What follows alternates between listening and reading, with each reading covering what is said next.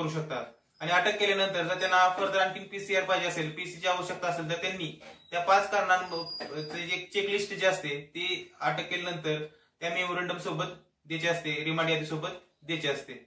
आणि त्याच्यामध्ये हे जे चेकलिस्ट द्यायचे असते हे का द्यायचे, कारण ह्याबाबतचं जे जजमेंट आहे हे अर्नेश कुमारचं जजमेंट आहे ते 2014 साली आलेलं होतं. तसंच ह्याबाबतचे आणखीन जे डायरेक्शन आहेत ते सत्येंद्र कुमार याच्या जजमेंटमध्ये देखील दिलेले आहे. तर त्यामध्ये असं सांगितलेलं होतं की ज्यावेळेस तुम्ही आरोपीला अटक करत असता तुम्ही चेकलिस्ट द्यायची असते आणि त्या चेकलिस्ट मध्ये तुम्ही त्याचं कारण अँड रिझन अँड मटेरियल म्हटलेलं आहे. कारण आणि त्याचे काही पुरावे असतील तर ते सादर करायचे आहेत. त्यामध्ये कोणती कोणती कारण आहेत, तर त्यामध्ये 5 कारण आहेत साधारणपणे.